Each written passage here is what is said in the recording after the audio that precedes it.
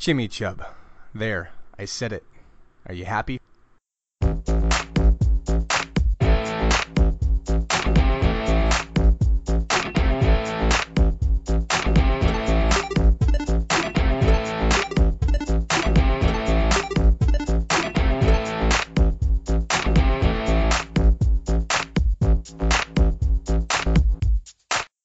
The things you do for your fans, sir. Indeed.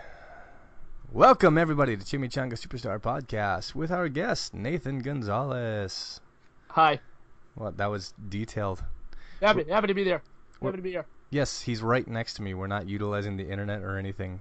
I am all the way over there in your place where you are is, and I am where I am. And the chairs beside me are not empty. Yes. Yes, they're full. Well, Ain't Skype great? Skype is fantastic. We just kind of randomly threw out the idea. Hey, let's see how that Skype thing works. Can Skype work? It's like, bam, yeah, Skype works. Yeah, I've been wanting to do that for a while. I've had a lot of people who are like, I'd love to be on the show, but I don't know if I can get out there. And I said, I'd love to have you on the show, but I don't think I can get out where you are. Eventually I'll get to Skype, but I don't know if it's that simple. But yeah, it turned out to be really simple. Yeah, this is way simpler than I thought it was gonna be. I thought it was gonna be like, oh, okay, download this, Yeah. learn to program, learn the code for this, and now it's just click. Oh. All you need is a program that downloads really simply, installs really easily, and Skype, and that's it. Yeah, it runs on its own. You start your Skype call and it starts recording. Yeah, it's brilliant. Yeah. So we want to talk about something very important, very near and dear to our hearts. We want to talk about the threat of AIDS in America. Mm-hmm. It's a serious deal, everybody. Wait. You know it's serious when, like, even comics tackle it. Yeah. So it's real. It's everywhere, folks. It's real. And it's these delicious caramel candies that help you lose weight. Indeed. Indeed. Did you ever, I know this was probably before your time, it was before my time, but, like, did you ever see those ads for AIDS? I was about to say before your time. Yeah. Yeah, I remember that. AIDS. Yeah, I remember that. It's so awkward because it's like you watch the commercial like, AIDS helped me lose 30 pounds. I love having AIDS. It's like with South Park, how Jared actually lost all that weight with AIDS. He has AIDS. Now he's a child predator. Yes. Fuck, I never would have thought that's how his story ended. No, I kind of thought it would be like, oh, he discovered KFC. Now he's a spokesperson for KFC. Yeah. Oh, like, man. I would have thought, like, yeah, maybe he got fat again, or maybe, yeah, Subway took a turn and, like, he had to close down Subway or something. Well, he doesn't own Subway, right? No, he's just a spokesperson. He's just kind of like, he's no different than Ronald McDonald. Has he still cashed in on, is he still a part of Subway's marketing? I haven't. No, they've cut ties from him. They immediately cut ties from him. They didn't even try to defend him or see if there's before the anything to child defend. porn stuff, was it, like, in the last, like, 5 years, has Jared been around? Yeah, he actually was just in a commercial just a month ago that came out. Oh, wow. Okay. Yeah, he's still he's still been doing that thing. Jared still got those pants. Yeah, but Subway pretty much like snapped those ties in a heartbeat. Like, oh, he touches children in his imagination. Yeah. We have nothing to do with that, man. We actually have never had anything to do with that hard drive, and he smells funny. Yeah, and those pants, they're elastic, so... That's all CG. Yeah, it's CG pants. Well, those, once again, we are not joined by Bryant this week. However, we do have a beer of the week again. I decided to stick with the same beer we had during our heckling experience over at Comic-Con itself. We're going to continue drinking Ballast Point Sculpin IPA because it's kind of one of my favorites, and I decided to say fuck it. Right there from San Diego. Indeed. I had to choose a San Diego local in order to... I've been to that bar. It's a really neat bar. Yeah, it's really cool. They have this new one. What's it called? Before the Storm or something. I've got to try it. It's like because they love their nautical themes. Yeah, they love them. But this one's new. It's not based after a fish. It's actually got like a pirate on the front, like a pirate skeleton on the front. It's supposed to be this really cool stout. So we got to try to get that in the show sometime soon. Yeah. But speaking of Comic-Con, I decided to bring Nathan on because he is the mind of all minds that I wanted to talk to about this subject. The movie trailers galore that came out of Comic-Con this year. Last year was pretty weak. We got a bunch of teaser shit, and this year we got hit pretty hard with some real... especially DC, because they were like, Marvel's not here? Okay, quick, everybody whip them out and just show them off. Let's show them that we actually have giant black dicks. Yes. Man, but I think it's safe to start off avoiding DC because it's gonna hit. That's gonna take up a lot of time. Oh yeah. let's start off with some minor stuff. Days of Future Past was a mild hit. I And, saw that. I saw the blurriest version of, but I saw it. well, Because I don't think that hasn't been the officially released. X-Men Apocalypse. It hasn't been none of the Marvel stuff whatsoever. Fox, they didn't release jack squat. Yeah.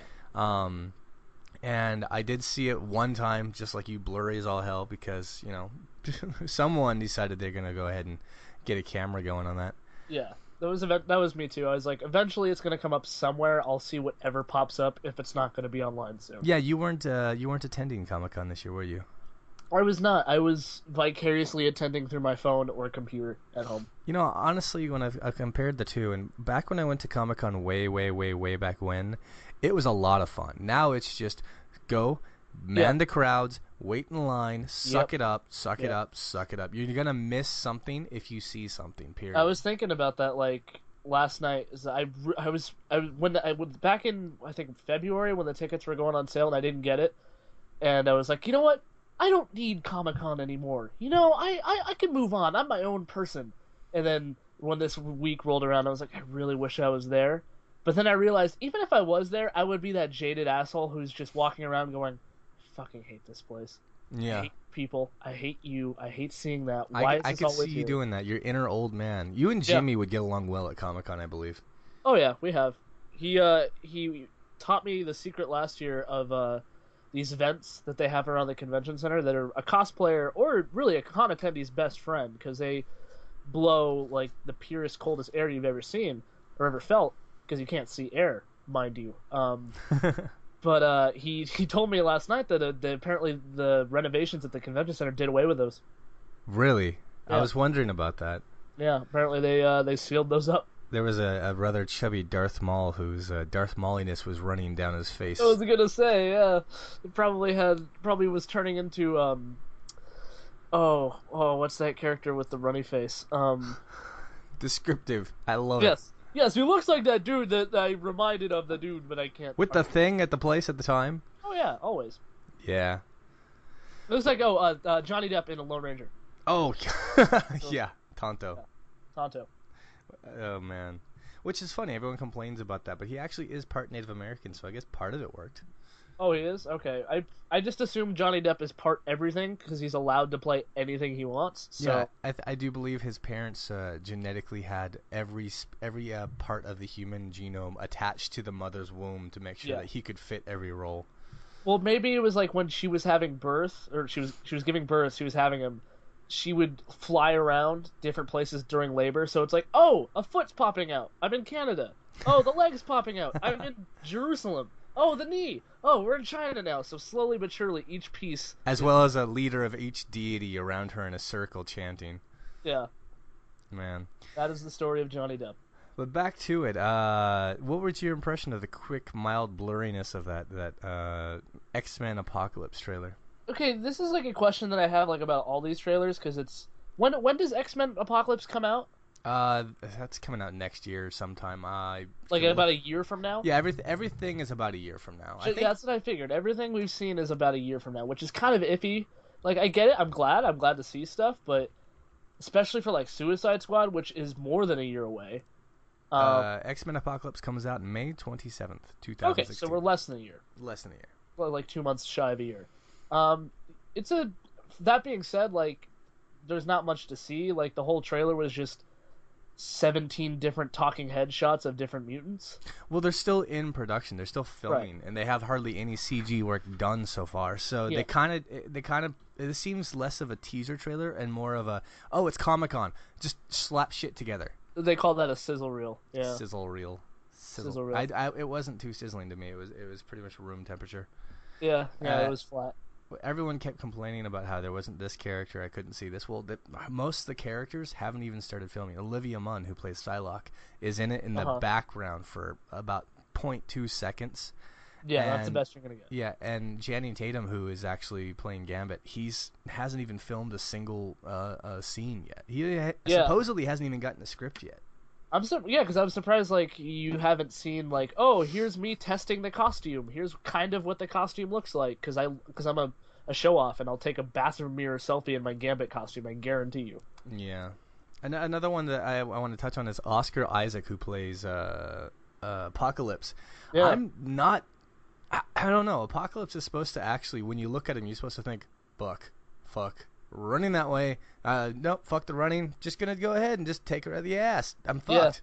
He's I, pretty. He's a pretty intimidating presence. it is a blurry, quick shot, but I didn't get that from him. I just kind of looked like, is that Papa Smurf's dick? Yeah, he looks like an uncircumcised Navi penis. Yeah, he really does. I was not at all impressed.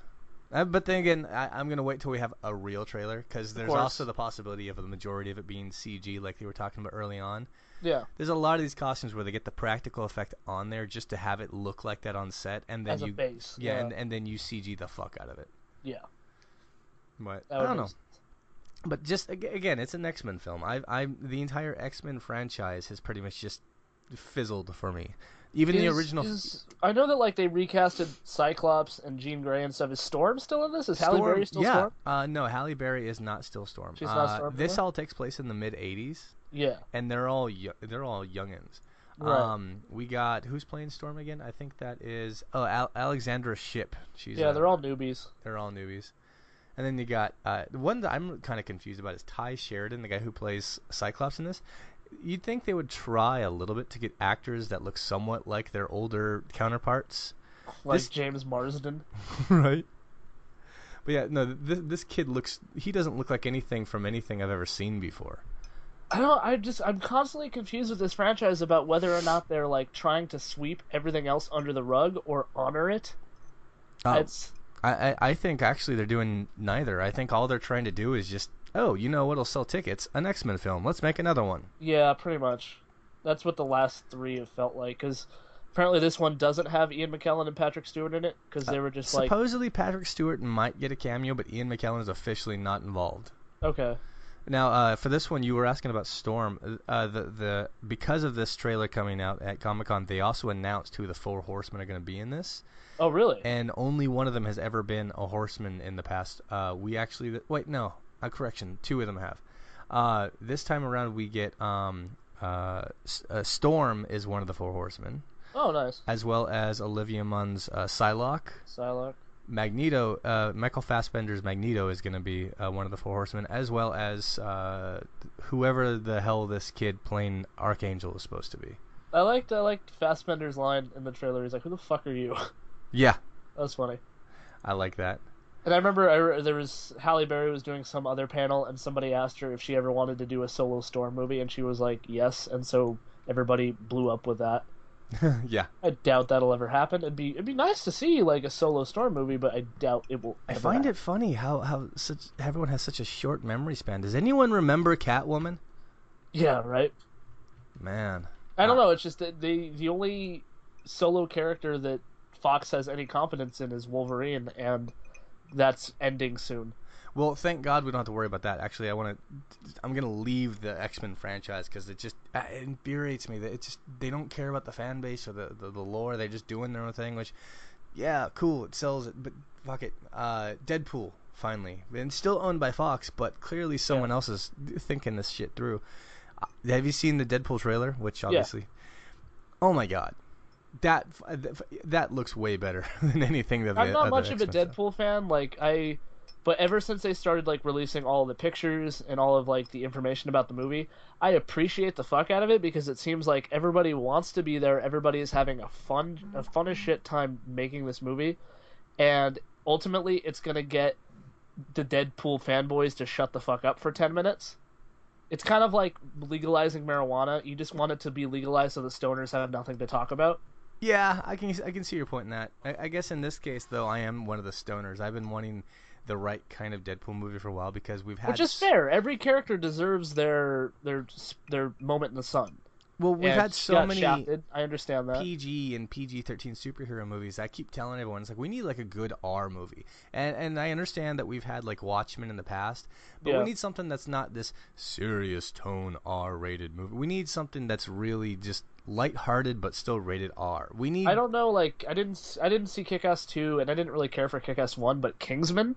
Though it's not really a superhero movie per se. It's more of a James Bond movie. Yeah, it is kind of along those lines. But that's how you do it. Like I like say what you will about Kick-Ass. I still ever since I saw Kingsman, I will see everything that Matthew Vaughn makes from here on out. See, Like that guy is a genius. I agree And with you there. I think that guy should have got Suicide Squad. Oh, you know what? That would have been a great Suicide Squad. I'm not knocking Suicide Squad Right. because it's not out yet, but I would have actually really loved to see how he handles that.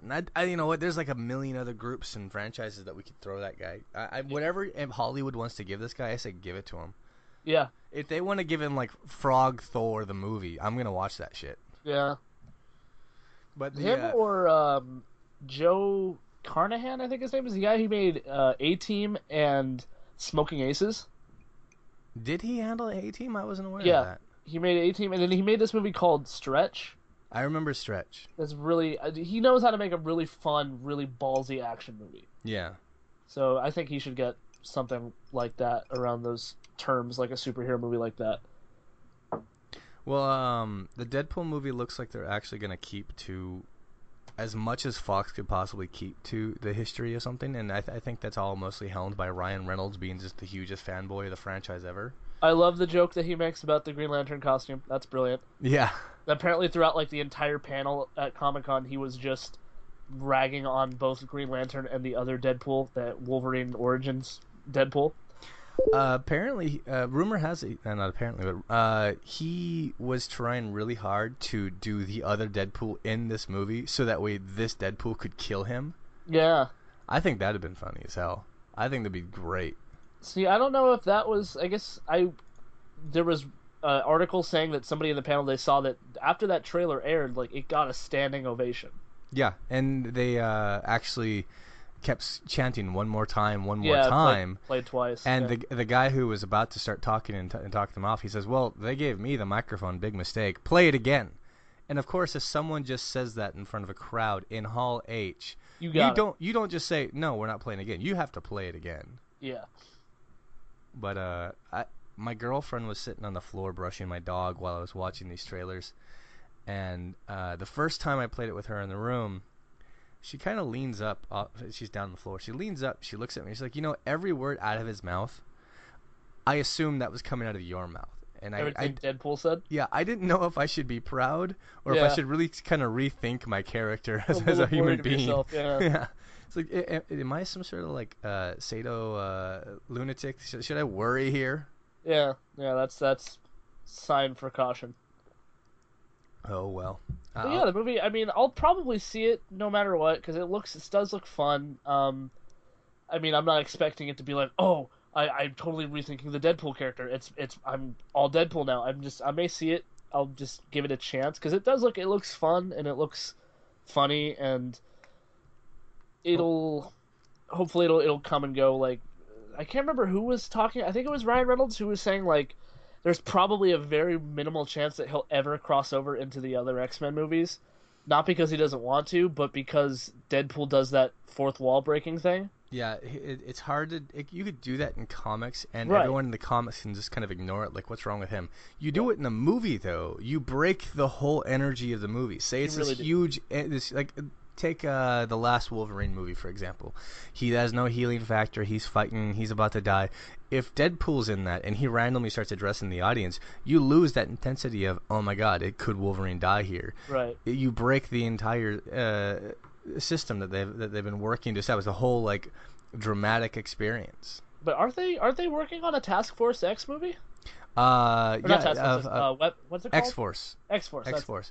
That actually is a thing that people want to see, and there's a lot of attempts to see how to do that. But they would have to recast Wolverine for that if they're going to go with the more modern rendition, or they're going to have to get Cable in. And there's been a lot of talks about getting Cable involved as well. This wasn't Cable in Days of Future Past. No, he was going to be in a cameo scene, but they did Bishop instead. Oh, that's what I'm thinking of, Bishop. Yeah. Yeah. But no, I think that Fox may have a winner here for the first time, as far as making a good movie, not just a movie that'll sell. Obviously, Deadpool's gonna sell. Yeah. But I don't know. I'm looking forward to this one. This one is kind of like the Ted or Ted 2 of the comic book universe, if you ask me. It's supposed to be that dumb. Yeah. I think that's why when you said something about let the stoners have it, that pretty much popped that idea into mind. That's a very good fit in my opinion. Yeah, But I don't know. So that's pretty much what Marvel, because we could talk about Fantastic Four if we wanted to, but really, I are don't. we gonna? No. I don't care. I really don't care.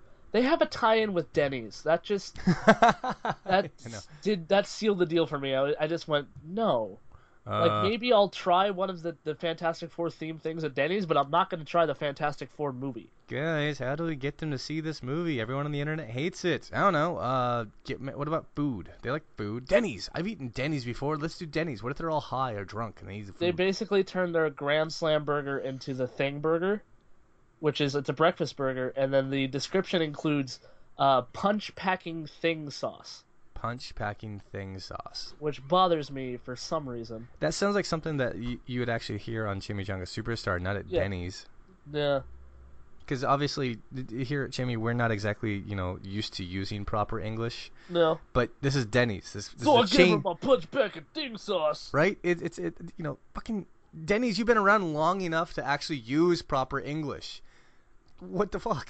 I guess it's really oddly appropriate because Denny's reappropriating their food to be Fantastic Four themed is the same thing as the Fantastic Four movie itself. It's just a generic superhero movie using the Fantastic Four theme. Please tell me they have like an Invisible Woman plate where it's like some sort of like delicious sounding omelet and it's just a plate with nothing on it. It's no, the Invisible Woman thing is I think I think it's pancakes and it has some sort of like clear sauce on it, What the fuck? which may be the punch packing thing sauce as far as I know. Then there's the Human Torch. I can't remember what his thing is. It's probably something spicy. And I don't think there was a Mr. Fantastic thing. I think it was just the fourth thing was something that you assume goes with Mr. Fantastic, but it's Four not. cheeses or something stupid like that. Something stretchy and gross. Yeah, Let's see. mozzarella sticks. That would make sense. Yeah, you know what? That would make sense. Just like extra cheesy mozzarella sticks or something stupid like that. Okay, oh, we do have it. They have the Thing Burger, like you said, which looks to have like some sort of weird cheesy bun, an egg, that weird sauce, and like hash browns. This is like a breakfast burger. It's a Grand Slam burger. They've had that for a while. And then you got the Human Torch skillet, which is you called it. It's just a skillet with jalapenos and shit. There you go. Yeah, the Invisible Woman Slam is it's just berries and bananas on top of a blueberry pancake, and then you don't even have Fantastic Four, Mr. Fantastic. You got the Fantastic Four cheese omelet. Yeah. Yeah. Are you Which, again, kidding me? It has cheese, so it's stretchy. Are you kidding me? Really? This is not advertising. This is selling out. There's a Yeah. huge difference between the two. And Oh the my whole like God. just that whole movie. It's the I don't know what the budget is. I assume it's like $150 million budget. Too much. The $150 million version of the Roger Corman Fantastic Four from the mid '90s. It really is. It's It just really it's just fucking is. Fox going, we can't lose these rights. Just do something. I remember get back the when worst they were. director we can find. Which no, that's not true. Get a young director that we can just make do whatever we want, and make a movie. Hey kid, want to make some money directing a film? Yeah, that's essentially. I guess that kind of backfired on him because all I hear is that there was nothing but drama between that director and the studio. Yeah, he hated most of the plans that the studio tries to throw. Fox and Sony are two studios that are notorious for getting involved in the movies and saying, "No, do it this way. No, change Yeah. this. No, do that." And he apparently wouldn't have it. He said that. Well, he didn't say, but if you kind of piece together all of his tweets and all of his stuff that he does, you could tell there's a rivalry between him and the studio. Yeah, And you can kind of piece together this battle of the studio wants this movie, and he's doing his damnedest to make a movie that isn't going to like make him the next U-Bowl. yeah. But Go because like fuck yourselves. they exactly, they wanted to do like a found footage film, just like the other film he did. What was it Chronicle? called? Chronicle, yes. And I'm it's so like fucking tired of found footage movies. I know it's everywhere. We're gonna make Batman versus Superman a found footage movie at this rate. Yeah, pretty much. But no, Jesus friggity Christ. I'm going to see this film just so I could be honest and say I hate this film. I cannot see any way this film redeems itself to me. If I look online and see that it has like a higher than 60% percentage on like Rotten Tomatoes, then I'll be curious. But if it's anything below 60, I'm gonna say if I see it at all, it's gonna be for free or like Redbox. So let me ask you this: if I go to see this film and somehow having this conversation already, seeing we're pretty much around the same page, and I come to you and say, dude, you have to see this movie. Yeah. Fantastic Four is fucking phenomenal. How would you react to that? Well, if we're on the same page as far as like we're going into it expecting the worst, and you come out of it thinking that it exceeded your expectations, even if they were exceedingly low, that would still, yeah, catch my interest and say, okay, that's fair. Okay. Because if you came to me with that, I'd actually probably shoot you on the spot and look for green blood. Yeah, yeah, But then again, yeah. I have Good call. I do kind of have impulse control problems. I think so. Yeah, But let's go ahead and move off the shittiness of all this. I want to talk about two really good movies for a change. yeah. Um, let's start off with, you know what? Fuck it. Let's start off with Suicide Squad. All right. I'm assuming you watched the trailer one, twice, or 50 times. I've seen it. I think I had it saved on my phone when one of the like the leaked versions came around. Mm-hmm. I watched it maybe twice, and then then I watched it once when it came on the official HD version. Apparently that was like it was between Batman vs Superman, Suicide Squad, and Deadpool that were like the three contenders for the best trailer according to people of Comic-Con. Yeah. I don't think it's that good of a trailer. The Suicide Squad one? It's a really boring generic trailer. Well, it suffers from the same thing I think that the X-Men one is. They're still filming. Yeah. This literally seems like they just They're still grabbed what filming was not good. only that, but just about 85 to 90% of the footage we see in the trailer is things that we've seen in pictures already online. Yeah, them walking for the most part. Them walking, him jumping off the building, all the costumes, the Joker, the car scene with Batman on top of it. Yeah. Well, unlike the Batman vs Superman film, which was super under wraps, they've filmed a lot of this on location in the public. So there's a bit of a difference. There's so many people taking pictures and getting footage, especially that infamous Batman scene with him on top of the car. Yeah. Well, But- even like Marvel's been shooting like Captain America: Civil War out in public, and we saw maybe one or two pictures of that funeral scene, and then a couple of those pictures where they're filming in South Africa with Falcon and Crossbones and Cap. After those went online, we haven't seen a single thing. Yeah, I think they've gone underground and gone all studio for a little while. Probably. Um, But Suicide Squad, like, even though it's a boring trailer, it still gives me enough to be like, okay, that's what I was. yeah, that's kind of how I got. I Interested wasn't watching this thinking like, that looks great. I'm kind of like taking the pieces I'm seeing, I'm putting the pieces together into a decent picture, thinking, you know what, I think this is gonna be a good film. It could be. It's promising. It's not a bad trailer. It's just boring. Like they give you no details to what they're showing you except for the first like 15 seconds. Yeah. Like you get this scene where there's a girl in a cave and she's spelunking down there. Well, that's actually the actress who's playing the Enchantress. Oh, okay. And she's blonde and So maybe you think that's how she gets her powers or something? either here's my thought, either she's going to be kind of like a major part of the story as she develops, or that's just kind of going to be a quick flashback to how she started. I would assume the main characters are going to be Harley and Deadshot. Yeah. Because they're, I guess, the two biggest names of that list. Oh yeah, big time. You got Will Smith cast into a role. You know for a fact you're gonna have to give him something big because he's his not first gonna take... in a while, first really team movie.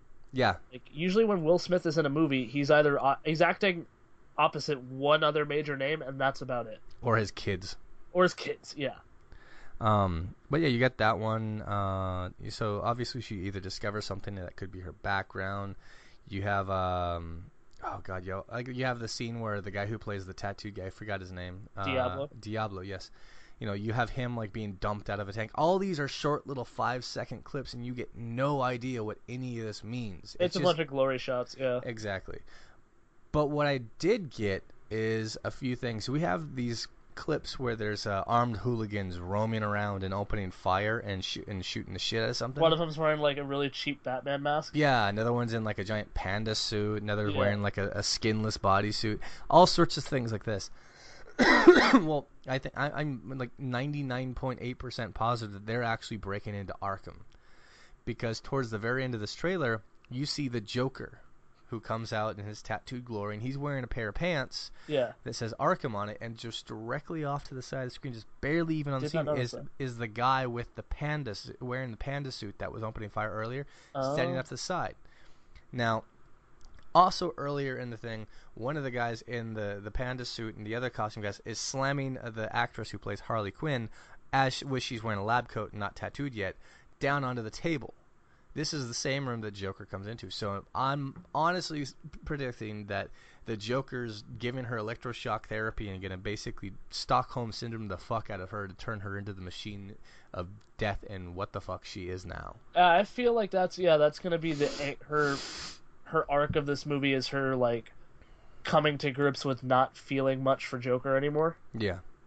Because we've seen all the behind the scenes photos of like her and him, and he's like smacking her around, and she's down on the ground, and all that stuff. So that's a great angle. I would hope that I just hope that what we see of them before of her and Joker is good enough to warrant like to believe that she was in love with him. Yeah. I think that Torture or no torture. I think that going the Stockholm aspect is a little bit better than just saying, "Oh, I'm your therapist and you're crazy. Now I'm crazy too."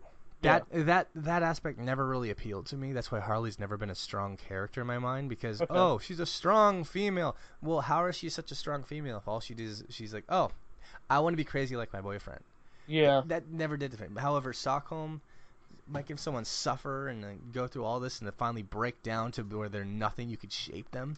That's a completely different scenario. Yeah.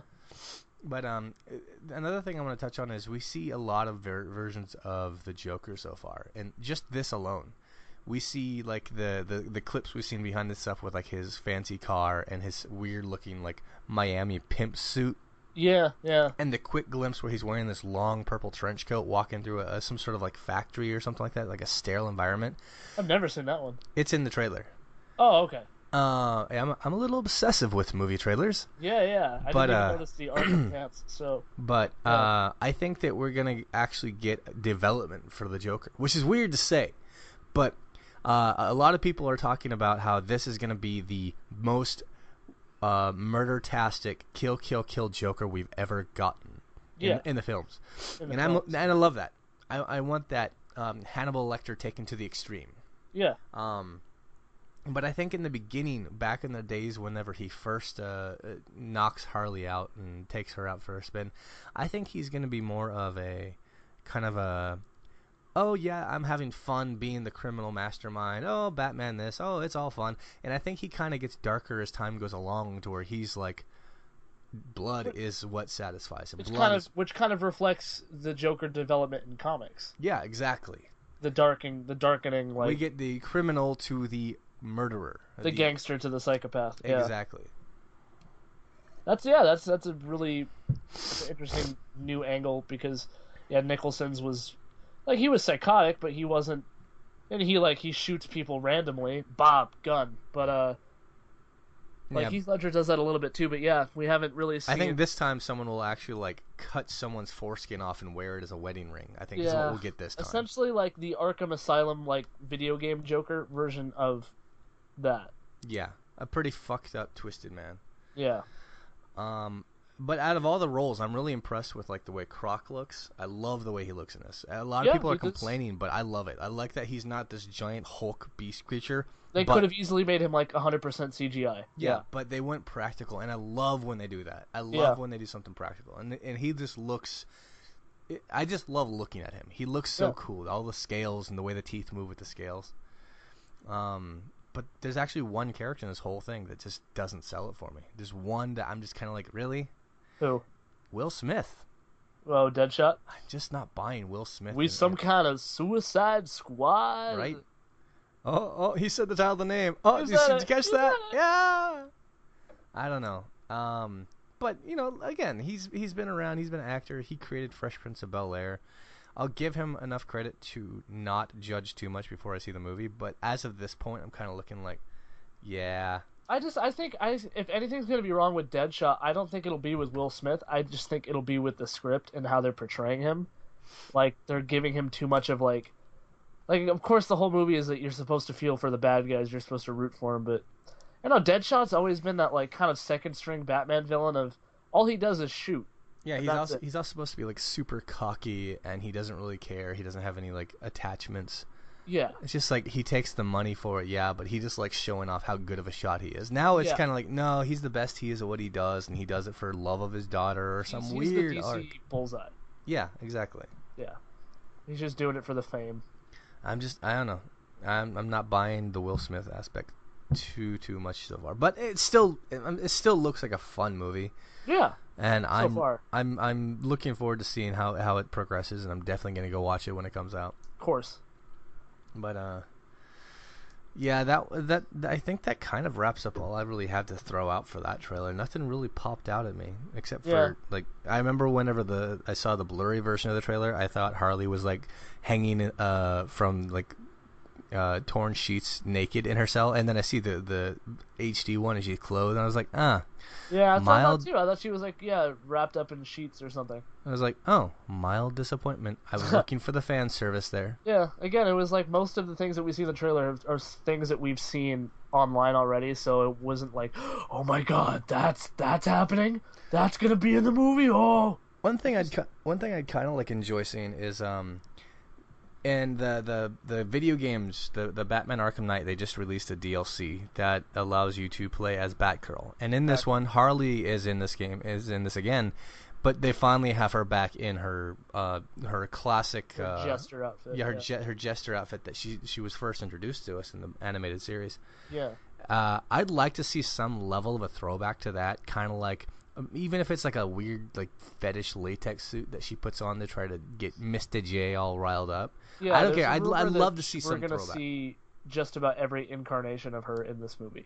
and I embrace that. I think she's a character you could do that with. But then that also bugs me about the Joker tattoos because if what you think is correct, if that's like one of his first crucial interactions with Harley, that just bugs me that all of his tattoos are already there. Yeah, I kind Because I of was like trying to rationalize like, okay, Joker having tattoos, that's not necessarily it's not out of question. Like, yeah, it's dumb. The damage, that's the one I can't get over. Everything else I'm fine with, but like getting the tattoos doesn't seem like he did that right when he became the Joker. Like yeah. maybe I don't get that. Like you he think got a like tattoo every 10 years or something. I kept thinking like he's gonna be locked away for the majority of the film. Like he's been locked away for like 4 or 5 years Yeah. at this point, and he's like, oh, he got tattooed in prison. That makes sense to me. These look like the kind of tattoos Joker would get if he was so fucking bored he had nothing better to do. That makes sense. But obviously he gets them from the get. He has them from the get go. Yeah. The only aspect of this, like I think I've mentioned a variety of locations online, is the chromed out teeth. Everyone's complaining. First off, if you look at it really close, they're a really crude job. They're just a crude repair job. They're not bling. And like I said, I believe on a post you made, if Batfleck is punching you in the face over and over again for year after year after year, you're gonna need some repair work done. So make it shiny. Yeah. Especially like if it's like, yeah, he got thrown into Arkham with no front teeth. He's gonna only have his prison buddies to weld him down. You melt down a dime or something like that, and fix Maybe your teeth. he took a battering and melted it down and put it in his mouth. Yeah, something. Knowing him, he's the Joker and he's fucking crazy. He's all about the nostalgia. He's got his huge bro boner for Batman. Yeah. But I guess that's a good way to carry on over, because I would really like to spend some time talking about Batman v Superman, because that trailer I have watched over and over and over That's my favorite to break down. of the whole con. That's the one. Yeah, that won me in so many ways. That's the thing about that this trailer is like, whether or not you're still skeptical about Batman vs Superman, or if you're in all the way, like even if you hate the idea, there is at least one aspect. There's one thing in this trailer that you have to like. I only have one tiny little thing that I even remotely dislike in this trailer, and I will get into that later. But for now, I want to touch back to the past, to Man of Steel. Okay. So many people have been hating on this movie since that movie came out, and I think they came out in 2013. Yeah. But and I loved it. I love that movie because to me, DC has to take it up a notch, because Marvel has already done the fun movies. DC has to do the big, like, the world changes with every one of these films. You can't do like, oh, aliens have finally made an appearance, and there's essentially a living god on our planet. You can't just go, oh, back to life, la-di-da. It has to be a huge event in order for him to come in.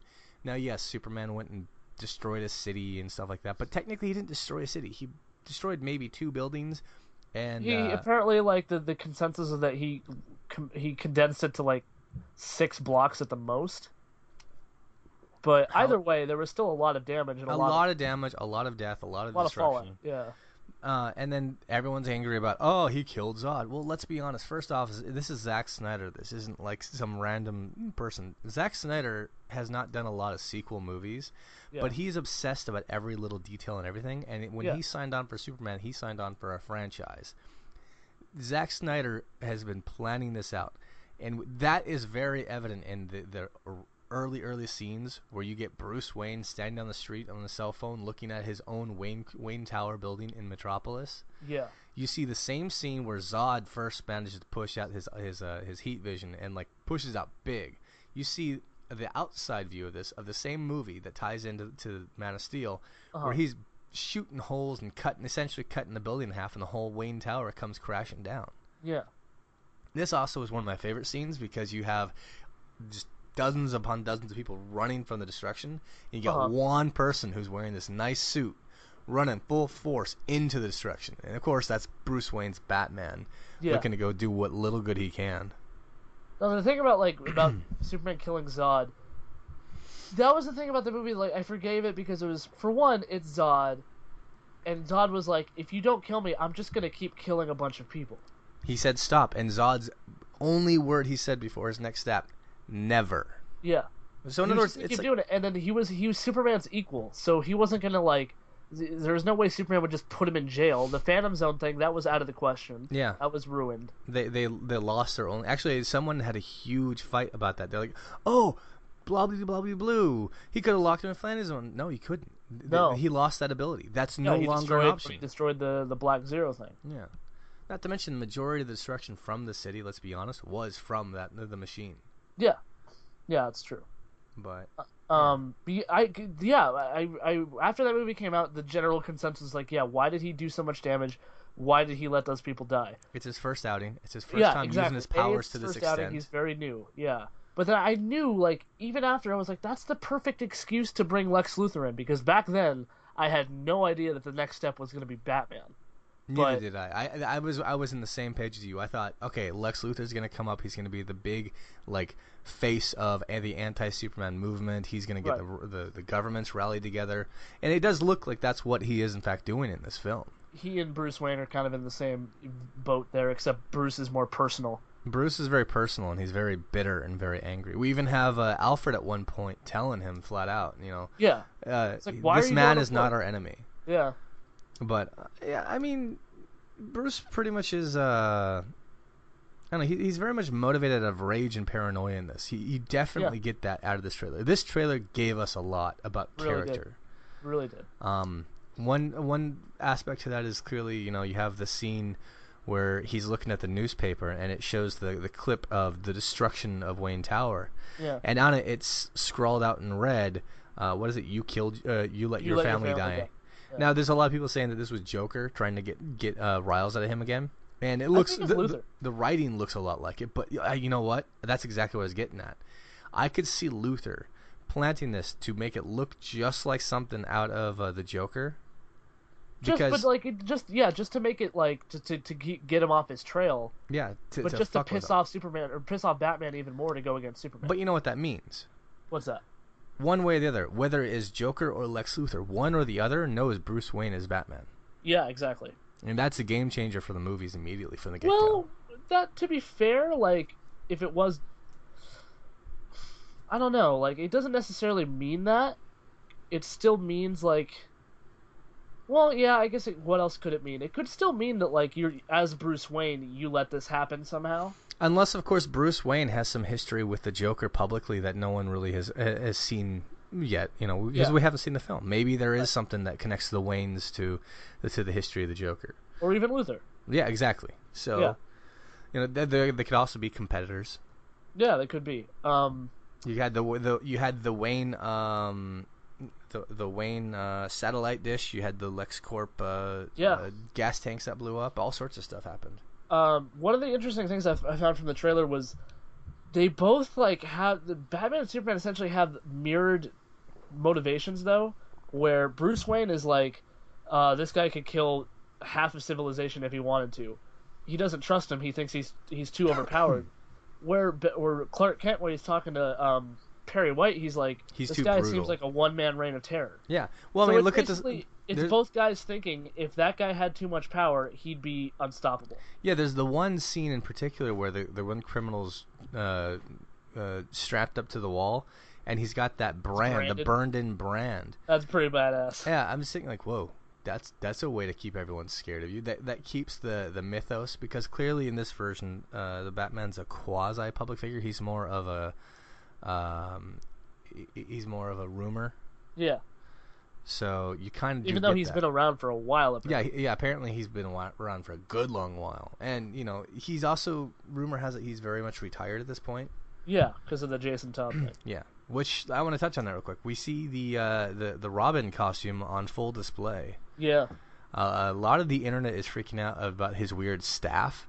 First off, I just want to let everyone know that connection thing down at the bottom, that's actually the glass connection. That holds the glass together. That's not a part of the staff. That's just an inconvenient location of camera. So it's not one whole staff. It's two halves. No, the internet was talking about how it looks like it's got some satellite dish thing on the end on the end handle of it. Uh-huh. It's actually just one of the little four directional things that's holding up glass. People on the internet are all going nuts over this. It's just different because it has the scythe thing that's no different than Batman's arm gauntlets. Yeah. At the end of the end of the staffs. Okay. But in this, so people are assuming because it's a staff, they think it's Tim Drake. Yeah, a lot of people are getting confused by this. I don't think Tim Drake was the first Robin to use a staff. You know what? I don't think back then, at the time of the storyline where Jason Todd dies, they really worked too hard on making the Robin seem different. Yeah. Which is what they really did. They started doing that with Tim Drake. They gave him the new look. They gave him the staff. They made him more detective-y and less of a fighter. Yeah. But it is also a good way to make a good separation of which one's Batman, which one's Robin. Yeah. But on it, you see, you get a bullet wound in the abdomen. It's all shredded up on the shoulder. It looks like I got beat the fuck up. And on it, in yellow graffiti, it says, "Ha ha ha, joke's on you, Batman." Yeah. Clearly showing that this is the defeated, dead Robin. Yeah. But there is one thing that everyone else has missed, and I found this today, and I posted this on Chimi. This version of the Robin is, in fact, wearing tiny, short, little shorts. Oh, get out of here, really? It really, really is. You got to get it up on screen to look. There are tiny, little leggy booty short things. No pants in between the shorts and the boots. Now, this could be said that obviously he could be wearing like BDUs or combat pants. I'm not going to lie, if I'm going to be real. But this could also be a great Easter egg from Snyder, making us all think he wore these tiny little shorts back in the day. Little tiny shorts, yeah, these little booty shorts. I am just so entertained by that, it's not even funny. Like, I did a double take and a spit take all in the same go. Oh my god. Yeah, those are... It's a very modern costume, but it's also... It's shorts. It's shorts, yeah. He gets the tiny trunks of the olden days. I also want to know what those other suits are back there. Yeah, well, you got, they look like they're weapons. You got all the grappling hook guns on one side. You got, like, some other stuff. Also, this is our Batcave? Yes, actually, the Batcave is not a Batcave in this one. I'm a little disappointed. Yeah, like, I really wanted to see the full-on, like, kind of animated series scale giant T-Rex Penny Batcave. Well, we still might. Like, we have this one scene where it looks like it might be Bruce Wayne or maybe even Alfred going to what looks like a really decrepit, burnt-down Wayne Manor. And we could see, like, he opens it up and... I'm assuming that's gonna be towards the end of the movie where he gets back into it. He opens it up and we see all of it. Moved all of his stuff to a different cave or something. Well, in the comics, at one point, he moves it all to the top floors of Wayne Tower. Yeah. And it looks kind of like that's what they've done this time around. Yeah. And I'm okay with that for now, because obviously this is later in the game. But I agree with you. I'd like to see him go back and like blow the dust off the giant penny. Yeah. Yeah. But obviously, Bruce Wayne is pretty damn pissed in this. And what I like about this is we actually didn't hear. We heard Clark Kent talk briefly. We didn't hear Superman utter a single line through this entire trailer. You're right. And what I kind of get from this is the whole thing is while the whole world's looking at Superman and Batman's looking at Superman and Lex, this trailer is showing everyone looking at Superman as a bad guy. But he's not saying a thing. And in my opinion, what this is saying is Superman is right. Everyone is losing their shit over how he must be this evil person, and all he's trying to do is do exactly what Lois Lane says. He's trying to give them hope. Yeah. But it's confusing, and I think Lex Luthor is manipulating a lot. Like, we have the scenes where we have the army, the military soldiers with the Superman S on their shoulders. Yeah. I guarantee you that's Lex Luthor doing some manipulative shit, like making it seem like Superman's developing his own army. Use his symbol. Well, you see him. Yeah, you could be like they're under Luthor's bankroll, and like that scene where they're all kneeling in front of him, like he's not really in charge of that. Yeah, he's probably on camera, and he's just found this place, and he's kind of like, "What are you guys doing?" Yeah. And he's not Batman. He's not gonna go in fist swinging. He's gonna walk in like, "You guys aren't gonna hurt me. I'm gonna go see what's going on. I'm gonna put an end to this." It's the difference between Batman and Superman. Batman would sneak in, and then the moment that it's time, he would strike. Superman will literally just walk right in. Go, Yeah. What's going on? Let's talk this out. But and then you have another scene that kind of confuses me with the Superman troops. You have a scene where Batman is kind of walking through this decrepit, ruined, desert-like city. And he's Mad Max kind of style. like Mad Max version Batman. Yeah, he's got the basic Batman cowl and shirt underneath, but he's got a trench coat and BDUs and goggles. And goggles, yeah. And he's fighting off more of these Superman themed soldiers. Yeah. I'm baffled by this because we have all these scenes where it's like you got the Batwing flying over this burning island building thing, Which could be Themyscira. which could be, but you see Gotham or Metropolis off in the distance. So Really? Yeah. Oh. So really, I have no idea. I'm pretty confident that Lex Luthor causes some catastrophe, some huge catastrophe. Okay. And in the middle of what looks like the catastrophe as well, you see Wonder Woman. We kind of get the reveal of her. Yeah. And I think we have some clever footage here that's throwing us off. There's a scene where she slams her bracelets together. Yeah. And they causes, glow. like a big power wave. Well, maybe. I have a mild theory. Which is? She's never actually been able to do that much destruction with those in the comics. No, not really. No. And I can't imagine Zack Snyder just giving her nuke bomb powers. Yeah. All of that stuff that the Batwing's flying over is destroyed. I have a feeling that this electric explosion thing we see is actually the explosion that causes all this destruction. They just cleverly clipped it together for the trailer to throw us off. Yeah. Now, I have another theory, though, that I'm putting together right now. I'm going to shout this out for the first time. Okay. I think this burned up area that the Batwing is flying over, and the reason Batman is so furiously trying to destroy Superman, and Superman's fighting back, and I think all the stuff that's going on, I think this ruined stuff is actually Gotham. I think Gotham might actually be destroyed in this movie. Maybe. I think it's a possibility. Or You at think least that a like portion of it. Luthor is trying to frame Yes. Superman to make like the damage look like it was caused by Superman? Yes. And Yeah. I think that Wonder Woman is going to be the last minute unexpected inclusion that kind of changes the game. That Yeah. kind of like gets them to go the right way. Kind of like, stop fighting, you fucking idiots. Yeah. Because clearly there's a scene where she gets slammed into a concrete pylon and she just kind of looks at, like, really? You hit me? Really? Yeah. Yeah. And I can't see Batman hitting someone that hard. No, that's Superman. That's Yeah. That's their, And I think that's their going to deal. be a good moment. Kind of like, you can take that. Yeah. Yeah. You're one of me. Yeah. Oh, fuck. But then Luthor confirms my fears of Lex Luthor, of Jesse Eisenberg. Like, the things he says, all of his words, his dialogue, they sound like Lex Luthor things. That's Yes. fine. But it was exactly how I imagined it being said by 12-year-old boy Jesse Eisenberg. Okay. I hope beyond all hope that they intentionally only included scenes with him having the hair on purpose. The Kurt Cobain wig. Yeah, I'm hoping that they did that to throw us off, because we got to remember the original Man of Steel trailer. They gave us stuff to make us think we knew what was going on, but we really didn't. Yeah. I kind of hope that they're playing us this way as well. He is playing with what looks to be a large kryptonite rock, by the way. And then he has Zod's body. And he has Zod's body, yes. A lot of rumor mills going around that he creates Doomsday out of Zod's body. Whether it's for this film or a future film, no one knows. It's been confirmed that Doomsday is in this movie. They've released early promotional images of the Really? Batman, the mecha suit.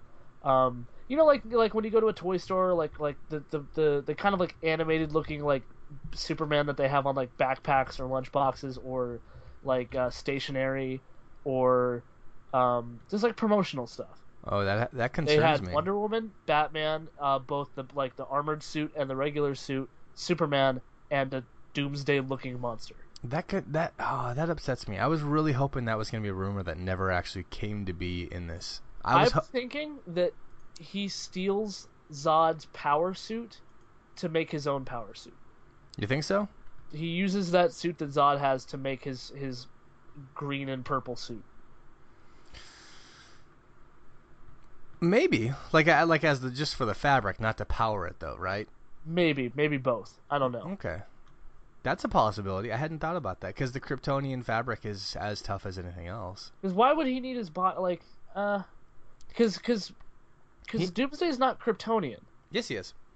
He's Kryptonian. Doomsday actually is a creation of I know he was a lab experiment, but I didn't know he was from Krypton. Yeah, ancient prehistoric Krypton before Kryptonians were what Kryptonians Civilized. are. Yeah. This alien from a different planet actually created Doomsday. Okay. And Doomsday was a series of failed experiments. Yeah. And every time he's essentially a Saiyan from Dragon Ball Z.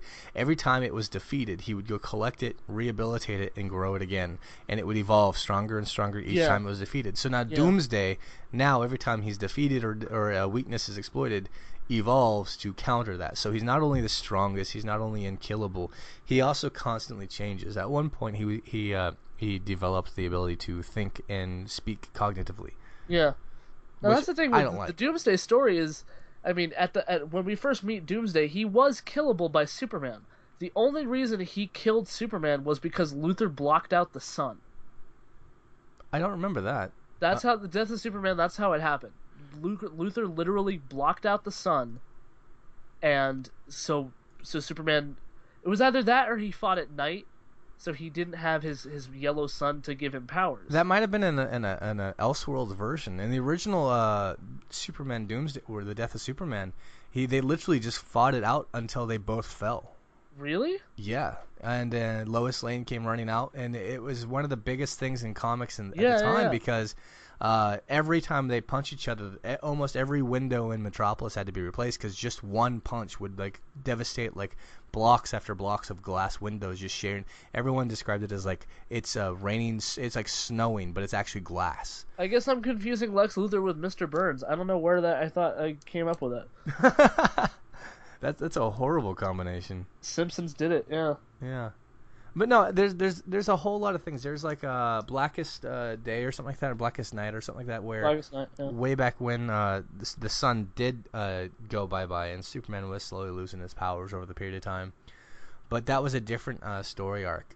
Okay. But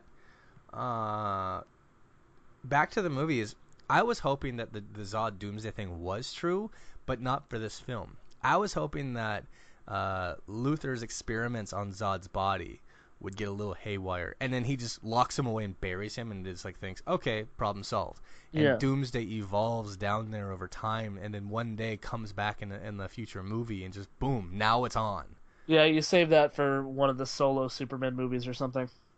Or even a Justice League tie-in. I would love to see that be the way they do it, just progression as opposed to just slam it in. I would rather see Darkseid in the Justice League movie as the villain. I agree. I think that Doomsday he's more potent as he's the guy who kills Superman. So I very much agree. But I don't know if Doomsday's in this, Yeah. I'm a little worried. I'm not gonna lie. I'm a little worried. I assume that because yes, it's called Batman versus Superman, but by the end of the movie, or at least by the third act moment, they're gonna be friends to team up against Luthor and presumably Doomsday. Yeah, and obviously Wonder Woman's gonna get involved as well. Yeah, And I think what this is gonna be is I think it's gonna be everyone thinks Superman's evil through the entirety of the movie. Then finally, it's realized he's not. Superman shows Batman that he's gone too far in his violent ways, et cetera, et cetera. Because obviously, Batman of the past wouldn't exactly heat up and brand a criminal with a super hot batarang in the past. yeah, But I think that's kind of where it's going to go. I think Superman's going to prove to the world that he is the beacon of truth and justice. And I think that's where it's going to end. Because the rest of the movie, we got to remember, is called Dawn of Justice. This is the beginning of what will become the Justice League movies. right. So I think Superman is always supposed to be the moral compass that they all aspire to follow. Because this is a guy who could do anything he wants, and he chooses to do the right thing. Yeah, They all choose to follow that. That's how I'm hoping and how I predict Snyder's going to take this by the end of the film. that makes the most sense. Yeah. That does make an unfair amount of sense. Yeah. We do also have Aquaman and Jason Momoa. Is that how you say his name? Yeah, as far as I know. Yeah. He is supposed to be in this. No one knows. Rumor has it he's supposed to be in prison or something like that. Yeah, there's And a rumor that like Amanda Waller has him. yeah, and like his trident is actually a part of the Suicide Squad movie at some point. Okay.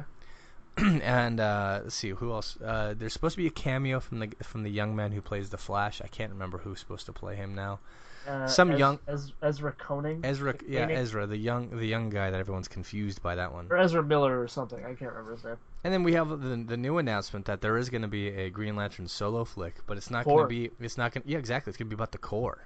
I'm excited about that. We're going to get multiple Green Lanterns from Earth and all over. That I think would be a great step, and to help make us forget about the Green Lantern film of recent past. Yeah, that's the best way to disassociate yourself with the last movie is just give you multiple Green Lanterns. Yeah, you let us pick which one we like the most. Yeah, I would love to see that one be done kind of as you have either oh God, what's his name? The other one, John, the other Green Lantern's John name, Stewart. John Yeah. Stewart. Thank you. Brain farted so hard. I'd like to see them bring it to where either John Stewart or Guy Gardner is inducted, and that's that's your narrative. That's how you're introduced to all of this.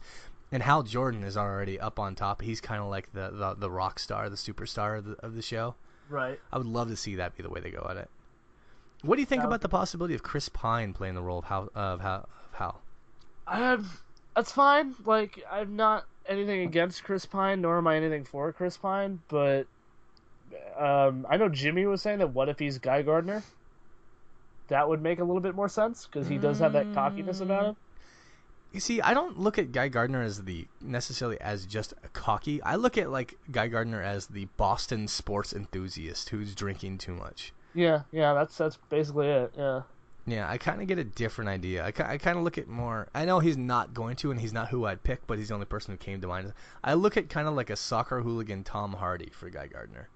That makes sense. I would actually love to see them make Guy Gardner British. I'm not gonna lie. That would be make him an actual full-fledged soccer hooligan. I don't know much about the Guy Gardner mythos to know that if that would piss enough people off if that was the case, but I don't think it would. I really don't. I think that that whole aspect would fit the character so much. At that point, you can get oh God, what's his name? He's famous for playing the soccer hooligan. He played Juggernaut. Oh, not Ray Winstone, Ray Livingston, but Wolverine. Vinnie Jones. I didn't find it. I just remembered it all of a sudden. Vinnie Jones. Yeah, that's it. I would. You know, it'd be so funny is to see him play Guy Gardner. That would be something. Yeah, he's the guy who's in all of those. He's in Snatch, Lockstock. Yeah. He's the guy you get for any crime movie. You either get him or Jason Statham for British crime movies. Period. Yeah, that's about it. I don't know. I'm looking forward to all these films, especially Batman vs Superman. I'm looking forward to seeing how they attach everything and move Oh everything hell yeah, along. yeah. It's gonna But be big. There's no way this movie does not make any less than $1 billion.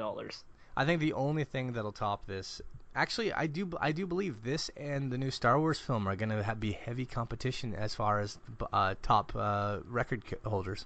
Because, see, Star Wars comes out mid Did, to late December. yes.